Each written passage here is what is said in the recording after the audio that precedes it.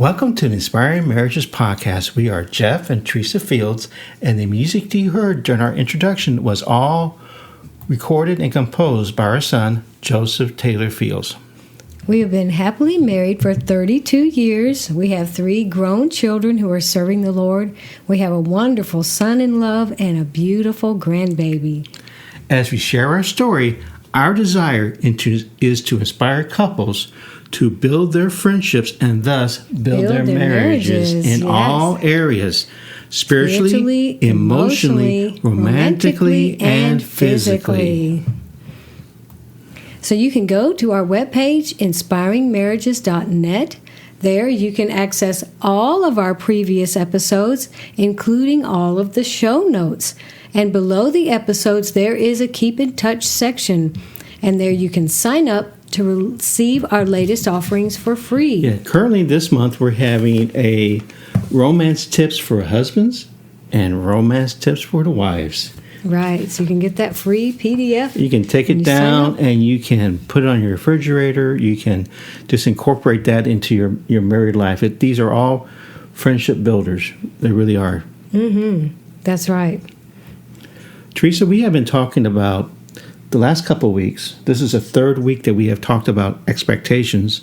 Right. And I don't think this subject can ever be exhausted. No, we certainly can't. But last week we started talking about realistic expectations. These are expectations that when you're in a committed relationship that is reasonable for you to expect this behavior from the other person. That's right. And from the Webster's 1828 dictionary, the word expectation means the act of expecting or looking forward to a future event with at least some reason to believe the event will happen. That's good. Yes, we should believe that it will happen. That's a good definition of expectation. I like that. Now, Romans 12:10 in the ESV says, "Love one another with brotherly affection. Outdo one another in showing honor."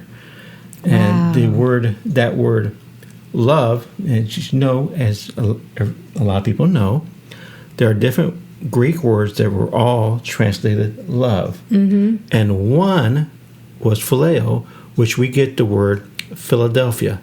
Now, the word here in Romans 12:10 is a noun, and it means fraternal affection, brotherly love, kindness, love of the brethren. So a married life is a complicated life, and there are different types of love that we have for each other. There's the God kind of love, there is the romantic love, and there is the brotherly love. This is a love between a husband and wife that is kindness. It just shows kindness, same as you would do your best friend. That's right. We talked a lot about that when we were describing friendship and building on friendship in order to have the married kind of married relationship and the married kind of love. It really goes back to that, and that is an aspect of God's love too, just having that genuine affection and that care for another person. I love that. In the Amplified version, the Amplified translation, the same verse says, "Be devoted to one another with authentic brotherly affection as members of one family." And we've mentioned that as brothers and sisters in the Lord, we are supposed to love each other like you would love your own natural-born family members and care for one another. It also says, "Give preference to one another in honor." And we touched on that last week, putting the other person ahead of yourself. That's so important. That's a key word, Teresa, honor. Honor. This is a way of showing honor to the other person, is this brotherly love. I say brotherly sisterly love. There's just a very deep companionship type of love that really builds our friendship. Right? Oh, absolutely. I love that. Companionship type of love. That's so good. And in the Passion Translation, which, now we know it's my favorite translation, Romans 12:10 sounds like this: "Be devoted to tenderly loving your fellow believers as members of one family. Try to outdo yourselves in respect and honor of one another. That is so good. And in the NIV, Romans 12:10 is very similar. Love each other with genuine affection and take delight in honoring each other. I like the idea of trying to outdo each other in serving and honoring each other. Mm-hmm. That's right. There'd be no shortage of good things happening in a relationship like that.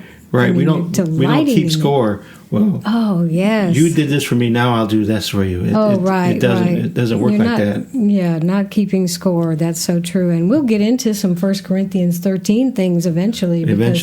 This really is what we're talking about. That kind of love, and it is the love of God that compels us to do any of these things, to honor each other, to prefer each other, to show genuine affection. That's all coming from the love of God in us, because God wants to love your spouse through you. That is so important. That's good. That is good. Now, last week we were able to go over just 4 realistic expectations, and we're going to try to get through 6 today. 6 more. Yeah. Have to be quick. Got to be quick. So these are things that you should expect from your spouse, or if you're in a committed relationship. These are what you should be able to expect. It's reasonable to expect these things from the other person.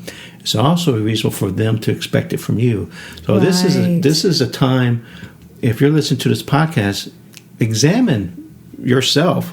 Oh yes. Well, am I showing these things, or am I exhibiting these behaviors towards my spouse? Right, and the attitudes too, because the behaviors don't mean much if the attitude is not right. Now, we're 30 years older than we were when we started our marriage, and we weren't at the same level in these categories. Right. We were not at the same level. We desired these things because we knew they were in the Word, but we had not learned to live it out. So don't be discouraged if you say, "Oh man, I'm really missing it on this one. I'm really weak on this. I need to work on it." Don't be discouraged. Right. Don't be discouraged. Thankful that you know about it now, and you can work on it with your spouse's help and the Lord's help.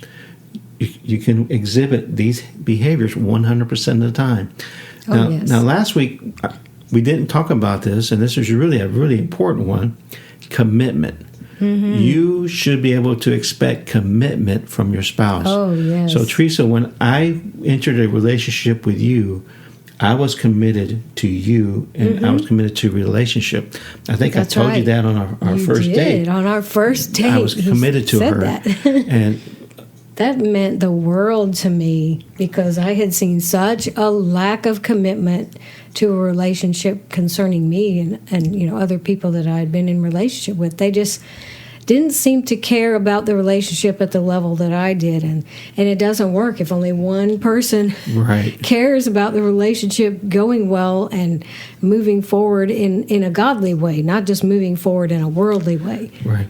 One of the major needs of a wife is security and commitment. She has to know that you're committed to her and you're committed to the relationship. Yes. She has to know this. This is a fundamental need of a wife. And that's such a learning curve for a lot of men, because they're not as relationship focused as women are. We just think relationship all the time, with children, with other adults, with friends, and anybody. We're always in relationship mode. How can I do this in a relationship? How can I help that person? We're thinking about it a lot.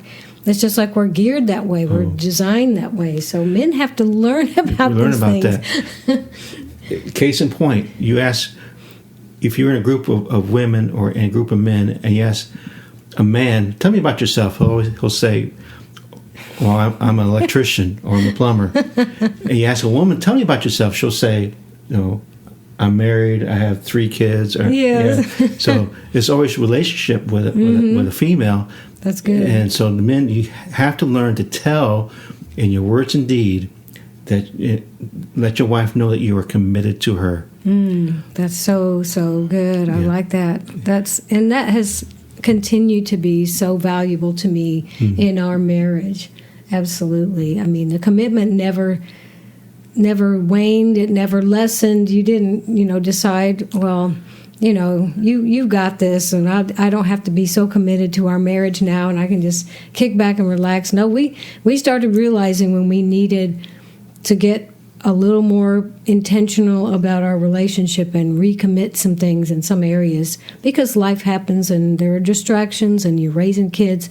So when we've seen that need to make our marriage stronger, we would recommit to these things. That was so helpful along the way. And of course, we can talk about that for a long time. So I'll take the second one, and this is really kind of wrapped in what we've already been talking about, consideration.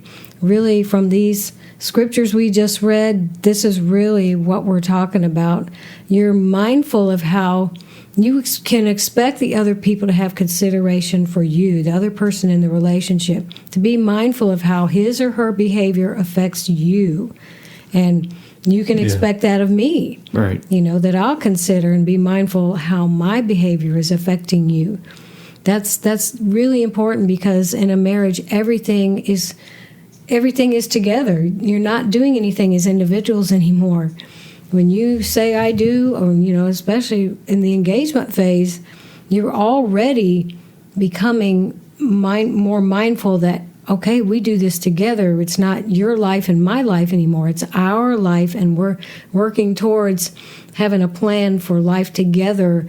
And now that we're married, we know that. We've seen years of, well, if he is late home from work, it does affect me. And it's not that he tries to be inconsiderate, but if I don't happen to get a text or something and I'm wondering, why isn't he home yet? What's going on? Did somebody need something?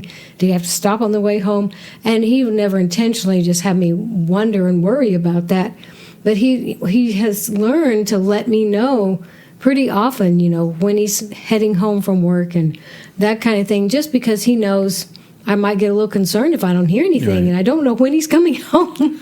Well, if I'm out on an errand or something, I'll say I'm leaving Home Depot now, or I'm leaving the store. So I'll try to let Teresa know where I am and when she can expect me.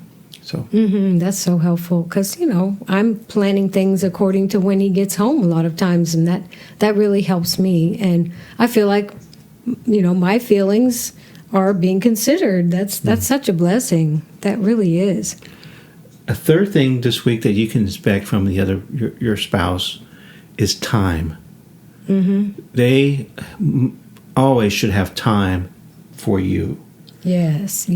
So I like that. It is, and I know how busy life gets, especially if you have somebody going to dance, somebody going to gymnastics, somebody going to tap, someone going to football, since you got softball, you got all the different activities that children get into. But if it's taking up so much of your life that you don't have time for each other, there's no time to talk and connect. Right. Something's out of balance. Yes, that is out of balance. So you should be able to expect time, that your spouse always has time for you. That's right. And you have to look at that together, and as a family say, is there something we need to just cut out doing? Because if everybody's just coming and going and missing each other, can't even sit down to a meal together, something's not right. That's just much too much going on in one household. And like he said, for the marriage, not to have time to connect, not to have time to talk. If your marriage weakens, then it's going to be a trickle effect, or maybe even stronger than a trickle. It's going to impact the children eventually. If you can't even stay connected and be connected, and you don't know what each other's doing or thinking or feeling, what each other's dealing with, it's going to start creating insecurity in your children, because you're going to kind of be short with one another and start, well, I thought you were doing this, and, why didn't you call me? And, it starts becoming all this tension in the household. Right. That's just not the way to live. That's not a healthy marriage. Right. You've got to get that back on track, and that's the biggest thing, I think. That's something we lose so much this day and time, is spending time together and keeping that as a priority. Right. I think it was even last night, going on our date, I asked Teresa, what's going on with you? Not things you've been doing, not things you've been doing this week, things you got to do. What's going on? Mm-hmm. So that give each other time to. That's good. He had to kind of bring it out because I'm so used to thinking about tasks I'm working on and that kind of thing. We were not interested in our tasks. We're interested in what's going on inside the heart. Another thing that we talk about is interest. Things that interest the other one person should interest you. Yes, I like that. It's if one of you has a hobby, doesn't mean the other one has to take up that hobby. Yeah, but I can't see you crocheting right now. I just can't see it. It should interest me. What are you making? How are you doing that? And just ask you questions about it. Mm-hmm. Why did you choose these colors? And just have interest in something that interests you. Mm-hmm. And same thing for me. If there's something, you should have an interest in things that I'm interested in. Ask me. Right. And go into each other's world. That's right. You may not be able to go completely into each other's world, but you can have interest. It shouldn't be his life and her life. Oh, yeah. Right. Definitely not his life and her life. That's a very sad way to live in a marriage. It's not really the right definition of marriage at all. It's more like being roommates or, friends, but not married life. Yeah. So you should expect the other person to have interest in things that are interesting to you. Mm-hmm. But also, you need to have interest in things that are that they have interest in. It works both ways. It works both ways, right? Right. None of these are one-sided, for sure. That is so, so true. I like that. And, I learned to like watching football. I mean, I liked it when I was in high school because I knew some of the people who were on the team, and I knew some of the cheerleaders, and my friends would get together and cheer from the stands and sit behind the band, and it was so fun. But, just to watch a pro football game, that didn't really interest me until he was watching it and he was enjoying it, being married, and I learned to enjoy baseball teams and start to learn a lot more of the lingo. We had season tickets to my college football team, and we would go as a family to the college football game on Saturdays and have a fun day. That was a lot of fun. It was a lot of fun. We did a family time. That was a lot of fun. Yeah, I think I like college sports more than I do professional sports. Right. They do it for the love of the game, not for money. That's great. All right, who's going to take this one? You won't? Okay. You should expect intimacy from your spouse. That is spiritually, I guess emotionally, and physically. That's right. You should be able to... So a wife should expect her husband to open up to her. Yes. To share into me see. Share things. I should be able to share things with you. That's the deep things in my heart. And you should be able to expect that from me. And I should also expect Teresa to be open to me physically. That's right. And so, that's a reasonable expectation. That is reasonable. And if there's something lacking in that area, then there's something out of balance. That's right. It really is. That's a reasonable expectation that you can have in your marital relationship. Mm-hmm. And it kind of goes without saying, but if something is concerning me, if I'm carrying a burden of some kind, I try not to do that because I know I'm supposed to give those to the Lord. But if I'm not telling Him that something is bothering me, something's concerning me, or, I'm dealing with something and working on something that needs a solution, I need to let Him know that, because I'm going to seem like I'm distant or not communicating very much or whatever. If this is on my mind, if it's, really filling up my thoughts and my time, and I need to let Him know that, because otherwise He'll be wondering, did I do something wrong, or is she okay? And He'll probably ask me, but it's not right for me to keep that to myself. That's the emotional intimacy that we need to have, and same for Him. I know He takes things really well. Things don't get Him angry and upset like they would me usually, but if something wasn't right at work, or He knows about something that's tough situation going on with somebody, and He's concerned about it for them, He needs to let me know, and He does. I can tell if something's bothering Him, and he'll let me know. Yeah, I heard about so and so. sick or, not doing well, or a friend of ours, needs something, and we have to talk about those things, or else it starts creating this distance. This, can even be a wall between people that, I've just got to, carry this cross, or I've got to bear this burden. No, you don't want to do that.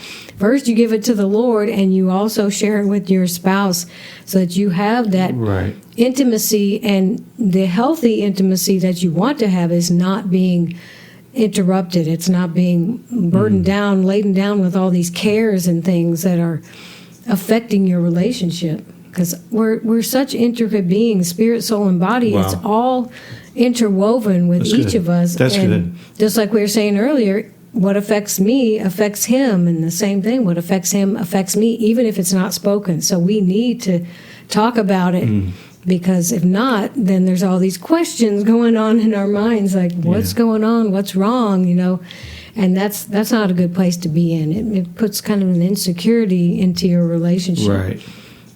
Exactly. So the last expectation we're going to talk about this week is generosity.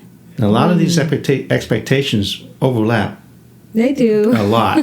They do. It's hard to have one without the other, but you should expect your spouse to give themselves fully to you. Yes, that's so good. I love that. So yes, you started that way. Even though you couldn't give yourself to me in the first date the way you do now in marriage, that was the track that you were already on. It was like just so much like the Lord Jesus to say, I'm going to wash your feet to show you that I want to serve you. And that just impacted me so much. You remember, that impacted me so much, because that servant heart, that servant mentality, that means you're not going to withhold from that other person. You come to serve, you come to love, you come to give freely. That's the nature of God being expressed. And we can't just decide, well, I don't want to give them that. They think they should have it, but I don't want to give them that.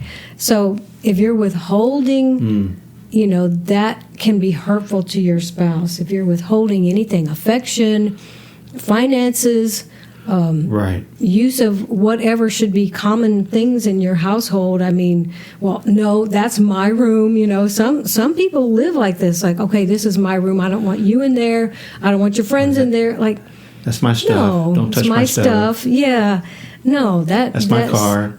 That creates a lot of division, and we know who strife comes from. That comes from the enemy, and we don't want to give the enemy any kind of place in our home, any kind of foothold to cause strife and more strife and hurt and disagreement.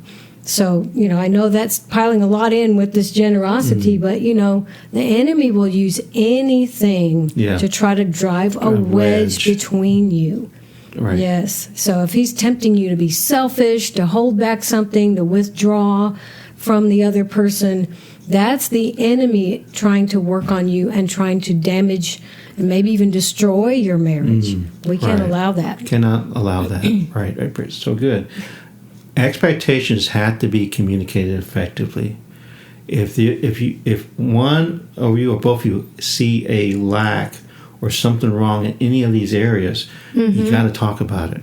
Oh, yes. You got to talk about, you seem like you're distant, what's going on. Or you seem like you're holding back, or we're not as close as we should be. What's going on? And you be able to talk about maybe that some things need to be corrected. Yes. Some forgiveness asked for, forgiveness given. You walk in mercy and grace with each other. It's just yes, that's so it's good. preferring one another. It really is. It really is. Absolutely. I love that. You can listen to our audio podcast on Amazon, Apple, Spotify. Please leave a review and share this podcast with your friends.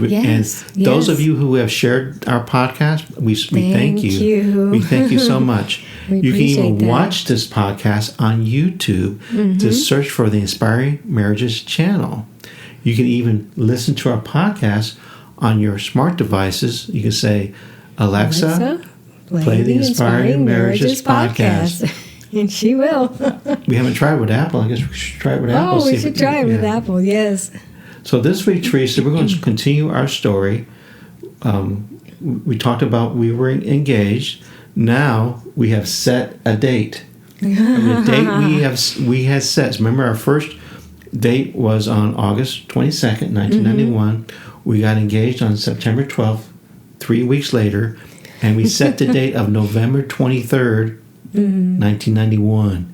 So we don't recommend that timetable for other people. This is just how God worked in our relationship. So we have this little chart I got Teresa one time. It's so cute. We're probably zoomed in right here. We're going to, kind of when we met, and I kind of guesstimated when we met in the spring of 1984, and we have this place, and where we got engaged, and it has a little map of the restaurant was, and then we have a little map of where we got married. So we'll reveal more about that later. Right. So we're starting to prepare for married life, and there is so much to do during this phase of a relationship, this phase of engagement, of trying to take two households and eventually get them together and merge them together. So we'll talk about that more. But first thing we had to do, we had to hear from God, what church are we going to worship together? Because I went to a wonderful church. Pastor Larry Waltrip was a wonderful pastor. He was the epitome of a pastor. He really cared for his congregation. Oh, yes, he never had a large congregation, but he affected everyone deeply in that congregation. He became their best friend. Really, really was. He was wonderful. So after praying about it, I told Teresa that I was attend the church that she was going to, New Wine Fellowship. It was a house church. I mean, they met in a house in Macon, Georgia. So, how did you feel about that, Teresa? Well, that was really kind of a relief for me because I had gotten very invested in New Wine Fellowship for about 2 years. I think I had been going there and just immediately was invited to join the worship team, and I had not gone there with that intention at all. I was just going to go there and, be restored and enjoy the church and the family atmosphere, and it really was like a family, and that just was so encouraging to me because, once you're on a worship team and you feel like getting to know the pastors and you have that team mentality with a group of people that are all doing something together for the Lord, that was really special for me because I really hadn't been on a worship team like that before, and so that was a blessing. And of course, your family church that you had grown up in, where Pastor Larry was an hour away from where we were living at the time and where we were going to live. So that's a difficult thing to do, to feel close to a church body if you're traveling an hour away. So that was nice to be in that church. But it's a decision that you have to do. Just don't assume. Yes. You got to talk about it. You have to talk about it. Of course she's going to go to my church, or of course he's going to go to my church. You got to talk. It's one of the things you have to talk about and agree to. It's not one person getting their way, right? Right. It may be a completely different church. Right. You have to talk about it. May not be familiar to you like your own church, so you have to talk about what's similar and what's different, in the way your churches believe and where they do things. That's so good, yes. Have to have the same church.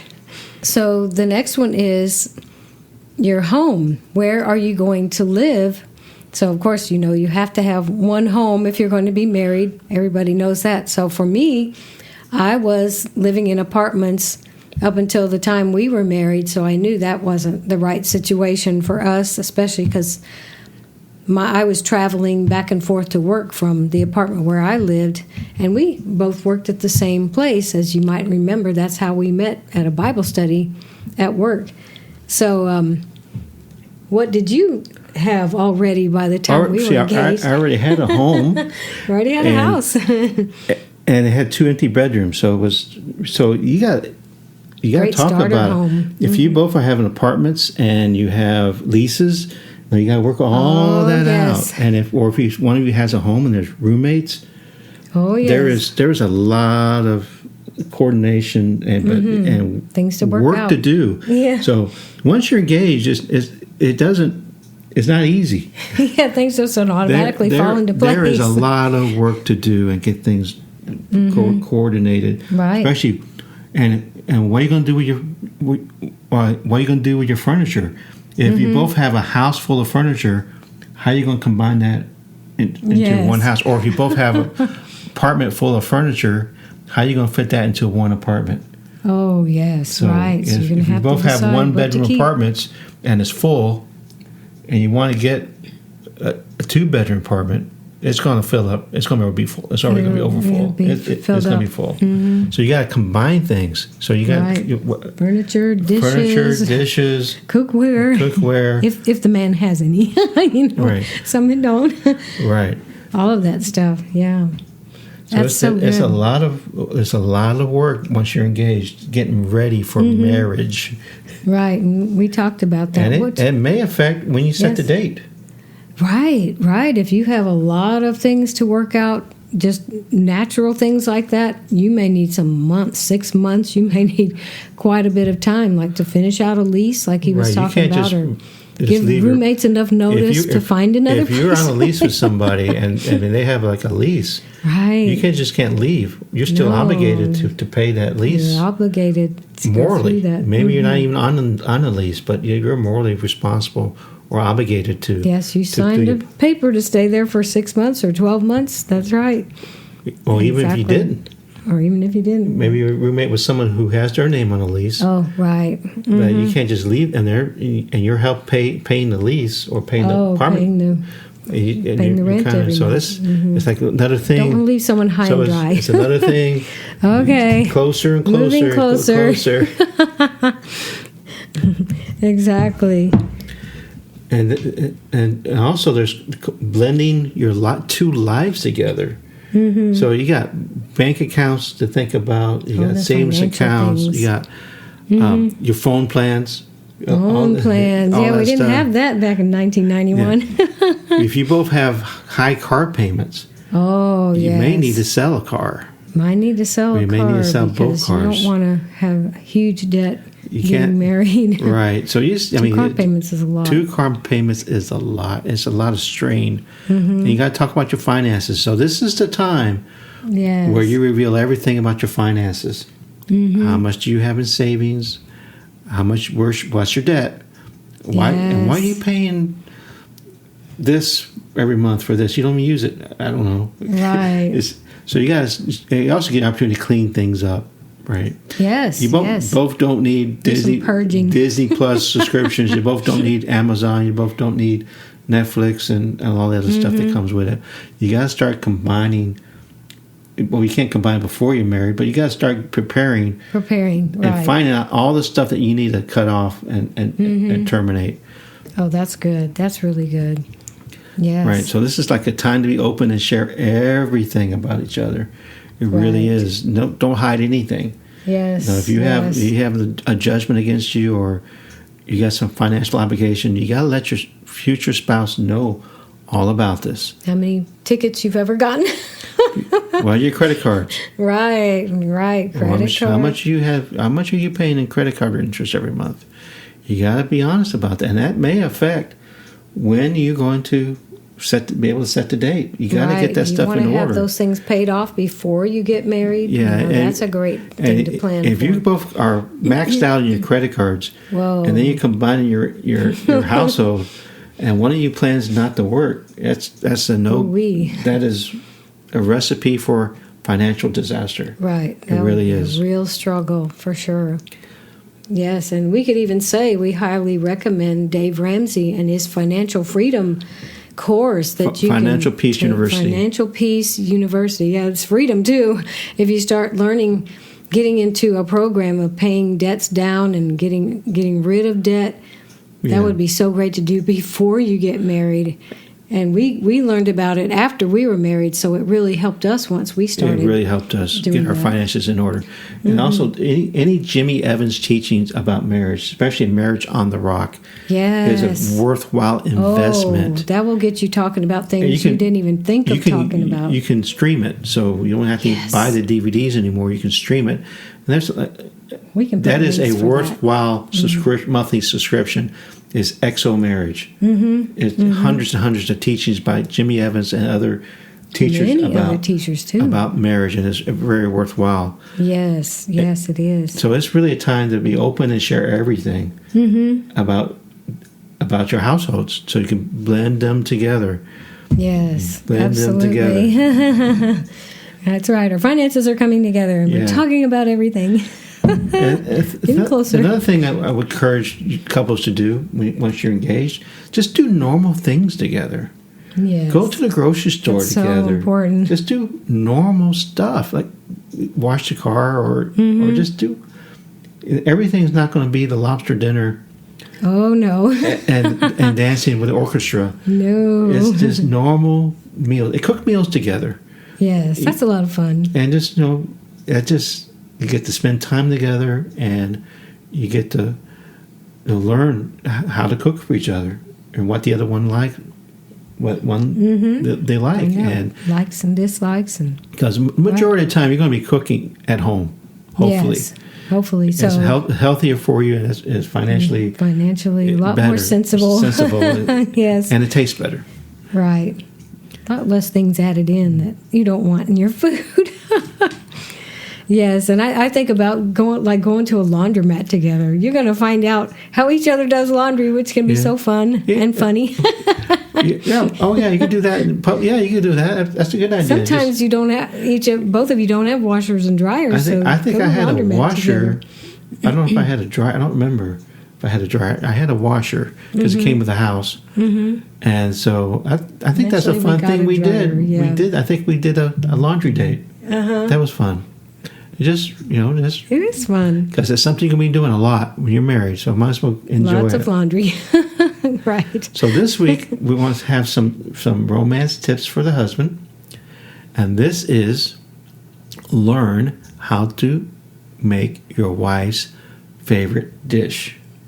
So this week my challenge, and I'll hopefully have a video after this video comes out sometime during the week, of attempting to make one of Teresa's favorite dishes, and we'll see how it turned out. Okay, so we'll have a little short video of preparing this meal, and so how would that feel if I make your favorite dish?